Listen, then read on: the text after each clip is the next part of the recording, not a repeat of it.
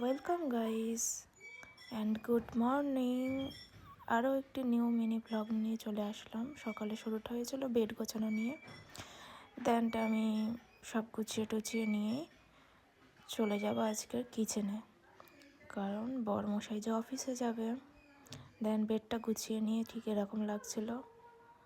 দেন একটু মেথি মৌরি জল ভিজিয়েছিলাম, খুবই ভালো এগুলো খাওয়া সকালে করে। আমি তো দুদিন অন্তর অন্তরই খাই, বরমশাইকেও খাওয়ানোর প্র্যাকটিস করাচ্ছে, একদম খেতে চায় না।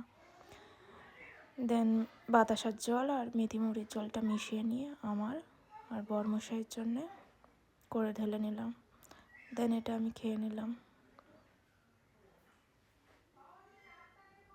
তারপরে চলে এলাম কিচেনে এসেই কাটাকুটি শুরু করে দিলাম। ভাতটা আগেই বসিয়ে দিয়েছিলাম, সেটার ক্লিপ নেওয়া হয়নি। দেন আমুদে মাছের ঝাল করে নেবো, একদম গা মাখা যে ঝালটা হয়, বরমশাই বললো আজকে ওটাই খাবে। দেন একদম গা মাখা করে নিয়েছি, নিয়ে করে নেবো। আর একটা মাছ আছে, মাছের ঝোল। এটাকে কী মাছ বলে আমি ভুলে গেছি, তোমরা জানলে কমেন্টে জানিও। দেন এই যে বরমশাইয়ের লাঞ্চ রেডি,